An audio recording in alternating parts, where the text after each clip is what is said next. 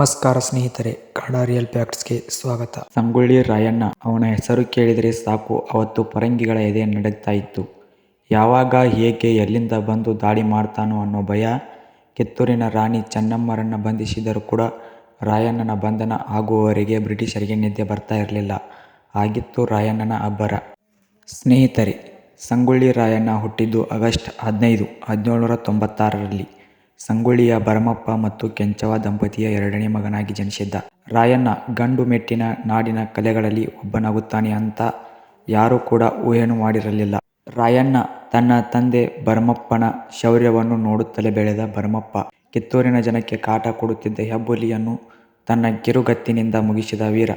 ಅವನ ಆ ಶೌರ್ಯ ಕಿತ್ತೂರಿನ ದೊರೆ ಮಲ್ಲಸರ್ಜನಿಗೆ ತುಂಬ ಇಷ್ಟವಾಯಿತು. ಹೀಗಾಗಿ ಕಿತ್ತೂರು ಸೈನ್ಯದಲ್ಲಿ ಭರಮಪ್ಪನಿಗೆ ಸೂಕ್ತ ಸ್ಥಾನ ಸಿಕ್ಕಿತು. ಇನ್ನು ರಾಯಣ್ಣನ ತಾತ ಆಯುರ್ವೇದ ಪಂಡಿತ. ಹೀಗೆ ತನ್ನ ತಂದೆ ಮತ್ತು ತಾತನ ಮಾರ್ಗದರ್ಶನದಲ್ಲಿ ನಡೆದ ರಾಯಣ್ಣ ಮುಂದೆ ಒಂದು ದಿನ ಕಿತ್ತೂರಿನ ವೀರಸೇನಾನಿಯಾದ ಚಿಕ್ಕಂದಿನಿಂದಲೇ ಸಂಗೊಳ್ಳಿಯ ಗರಡಿ ಮನೆಯಲ್ಲಿ ಪಳಗಿದ ರಾಯಣ್ಣ ಕತ್ತಿವರಸೆ, ಕುದುರೆ ಸವಾರಿ, ಬಿಲ್ಲುವಿದ್ಯೆ ಹಾಗೂ ಮಲ್ಲಯುದ್ಧಗಳಲ್ಲಿ ಪರಿಣಿತಿಯನ್ನು ಪಡೆದಿದ್ದ. ಹೀಗಾಗಿ ರಾಯಣ್ಣ ಎಂಥ ಕಠಿಣ ಸಂದರ್ಭದಲ್ಲೂ ಎದೆಗುಂದದೆ ಹೋರಾಟ ನಡೆಸುವ ದೈಹಿಕ ಹಾಗೂ ಆತ್ಮಶಕ್ತಿಯನ್ನು ಹೊಂದಿದ್ದ. ರಾಯಣ್ಣ ಕಿತ್ತೂರಿನ ಸೈನ್ಯ ಸೇರಿದ ನಂತರ ಚೆನ್ನಮ್ಮಾಜಿಯ ನೆಚ್ಚಿನ ಬಂಟನಾದ.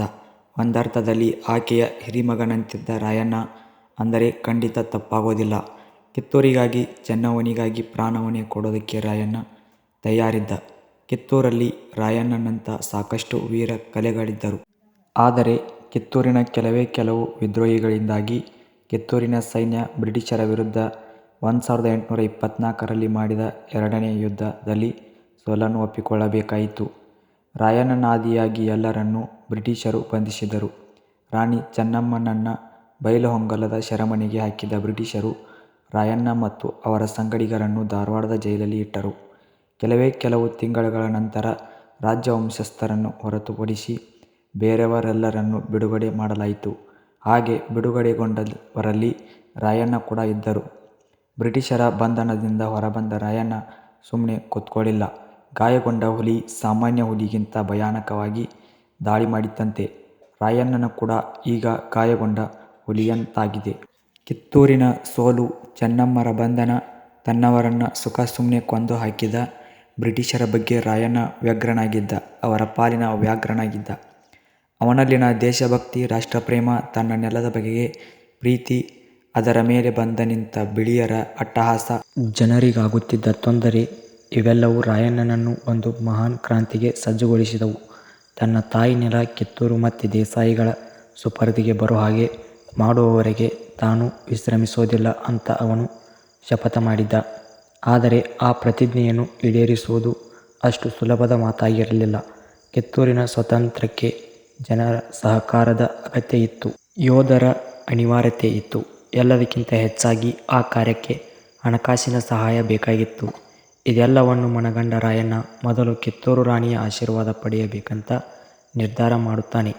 ಬೈಲಹೊಂಗಲದ ಕಾರಾಗೃಹಕ್ಕೆ ಸಾಧುವಿನ ವೇಷದಲ್ಲಿ ಬಂದು ಚೆನ್ನಮ್ಮನ ಮುಂದೆ ಬಂದು ನಿಂತುಕೊಳ್ಳುತ್ತಾನೆ. ಆಕೆಗೆ ತನ್ನ ಪ್ರತಿಜ್ಞೆಯನ್ನು ತಿಳಿಸಿದ ರಾಯಣ್ಣನ ಮಾತುಗಳನ್ನು ಕೇಳಿದ ಚೆನ್ನಮ್ಮ ಕಿತ್ತೂರಿನ ಸ್ವಾತಂತ್ರ್ಯದ ಕನಸು ಕಾಣತೊಡಗಿದಳು. ಆ ಕಾರ್ಯಕ್ಕಾಗಿ ತನ್ನಲ್ಲಿದ್ದ ಒಡವೆಗಳನ್ನು ರಾಯಣ್ಣನಿಗೆ ಕೊಟ್ಟು ಜಯಶಾಲಿ ಆಗುವಂಥ ಆಶೀರ್ವಾದವನ್ನು ಮಾಡಿದಳು.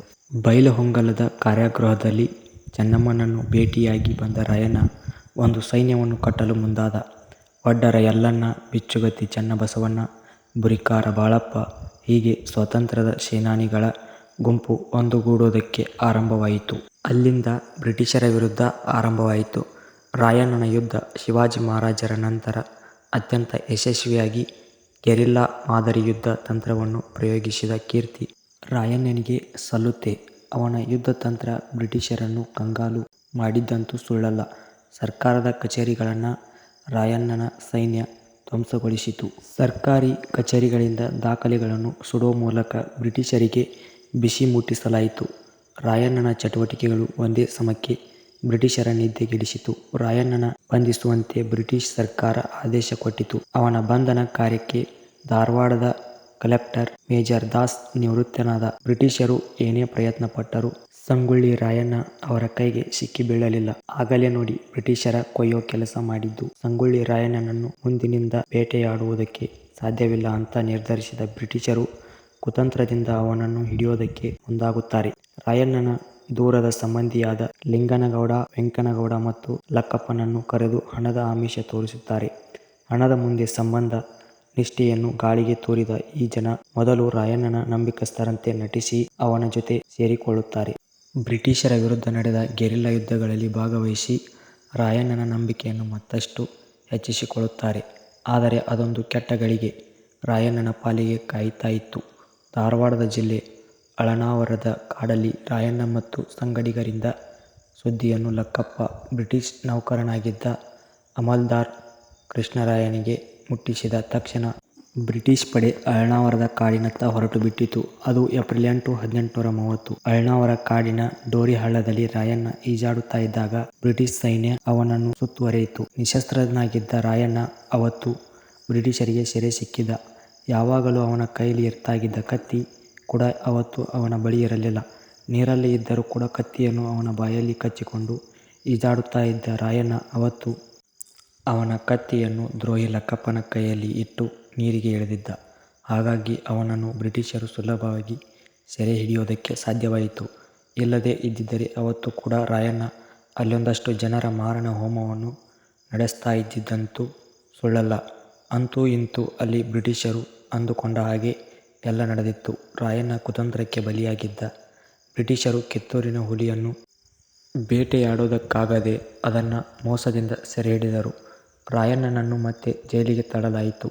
ಈ ವೇಳೆ ವಿಚಾರಣೆಯ ನಾಟಕವಾಡಿದ ಬ್ರಿಟಿಷರು ರಾಯಣ್ಣನ ತಪ್ಪಿತಸ್ಥ ಅಂತ ತೀರ್ಮಾನಿಸಿ ಅವನಿಗೆ ಶಿಕ್ಷೆಯನ್ನು ವಿಧಿಸಿಬಿಟ್ಟರು. ಈ ಹಂತದಲ್ಲೇ ರಾಯಣ್ಣನ ತನ್ನ ನಂದಗಡದಲ್ಲಿರುವ ಆಲದ ಮರಕ್ಕೆ ನೇಣು ಹಾಕುವಂತೆ ಕೇಳಿಕೊಳ್ಳುತ್ತಾನೆ. ಅವನ ಆಸೆಯಂತೆ ಬ್ರಿಟಿಷರು ಸಂಗೊಳ್ಳಿ ರಾಯಣ್ಣನ ನಂದಗಡ್ಡದ ಆಲದ ಮರಕ್ಕೆ ಸಾರ್ವಜನಿಕವಾಗಿ ನೇಣು ಹಾಕಿದರು. ಆದರೆ ಅಲ್ಲಿ ರಾಯಣ್ಣನ ಆ ಇಚ್ಛೆಗೆ ಕಾರಣ ಏನು ಅನ್ನೋದನ್ನು ಬ್ರಿಟಿಷರು ಅರ್ಥ ಮಾಡಿಕೊಂಡಿದ್ದು ಇದೆಲ್ಲ ಆದ್ಮೇಲೇನೆ. ರಾಯಣ್ಣ ನೇಣಿಗೆ ಕೊರಳೊಡ್ಡೋ ಮುನ್ನ ತಾನು ಮತ್ತೆ ಮತ್ತೆ ಈ ಭೂಮಿಯ ಮೇಲೆ ಹುಟ್ಟಿ ಬರ್ತೀನಿ ಅಂತ ಹೇಳಿದ. ಈ ಪುಣ್ಯ ಭೂಮಿಯಿಂದ ಬ್ರಿಟಿಷರನ್ನು ಹೊಡೆದು ಓಡಿಸ್ತೀನಿ ಅಂತ ಮತ್ತೆ ಪ್ರತಿಜ್ಞೆ ಮಾಡಿದ. ಒಬ್ಬ ರಾಯಣ್ಣ ಸತ್ರೆ ಏನಂತೆ, ಈ ದೇಶದ ಪ್ರತಿ ಮನೆಯಲ್ಲೂ ರಾಯಣ್ಣಗಳು ಹುಟ್ಟಲಿ ಅಂತ ಹೇಳಿದ. ಹರ ಹರ ಮಹಾದೇವ್ ಅನ್ನೋ ಘೋಷಣೆಯೊಂದಿಗೆ ನೇಣು ಕುಣಿಕೆಗೆ ಕೊರಳೊಡ್ಡಿಬಿಟ್ಟ. ಸ್ನೇಹಿತರೆ, ಹೀಗೆ ಹೇಳೋ ಮೂಲಕ ಸುತ್ತಮುತ್ತಲಿನ ಹಳ್ಳಿಯ ಜನರಲ್ಲಿ ಬ್ರಿಟಿಷರ ವಿರುದ್ಧ ಹೋರಾಟದ ಮನೋಭಾವವನ್ನು ಉಂಟು ಮಾಡುವುದು ರಾಯಣ್ಣನ ಅಭಿಲಾಷೆಯವಾಗಿತ್ತು. ಅದರಲ್ಲೂ ಅವನ ಯಶಸ್ವಿ ಕೂಡ ಆದ. ಕಿತ್ತೂರಿನ ಇತಿಹಾಸವನ್ನು ಹೇಳುವಾಗ ರಾಯಣ್ಣನ ನೆಲದಲ್ಲಿ ಚೆನ್ನಮ್ಮನ ಸಂಸ್ಥಾನದಲ್ಲಿ ನಿಂತು ಅಲ್ಲಿಯ ಪ್ರತಿಯೊಂದು ವಿಚಾರವನ್ನು ಕೂಡ ನಿಮ್ಮ ಮುಂದೆ ಇಡ್ತೀನಿ. ಈ ರಾಯಣ್ಣ ಕೇವಲ ಕಿತ್ತೂರಿನ ಹುಲಿ ಮಾತ್ರ ಅಲ್ಲ, ಅವನು ಇಡೀ ಭಾರತದ ಹುಲಿ. ಅವನು ಕನ್ನಡಿಗರ ಹೆಮ್ಮೆ, ಅವನು ಭಾರತದ ಆಸ್ತಿ.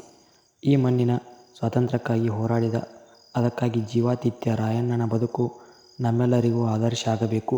ಹಾಗೆಯೇ ರಾಯಣ್ಣನಂತಹ ಮಹಾನ್ ವೀರರ ಹೆಸರುಗಳು ರಾಜಕೀಯ ಕಾರಣಗಳಿಗಾಗಿ ಬಳಕೆಯಾಗಬಾರದು, ವಿವಾದದ ಕೇಂದ್ರಗಳಾಗಬಾರದು ಅಂತ ಬಯಸುತ್ತಾ ಈ ವಿಷಯವನ್ನು ಮುಗಿಸುತ್ತೇನೆ. ಮುಂದಿನ ವಿಡಿಯೋದಲ್ಲಿ ಮತ್ತೊಂದು ವಿಷಯವನ್ನು ನಿಮ್ಮ ಮುಂದೆ ಇಡ್ತೀನಿ. ಅಲ್ಲಿಯವರೆಗೆ ಜೈ ಹಿಂದ್, ಜೈ ಕರ್ನಾಟಕ.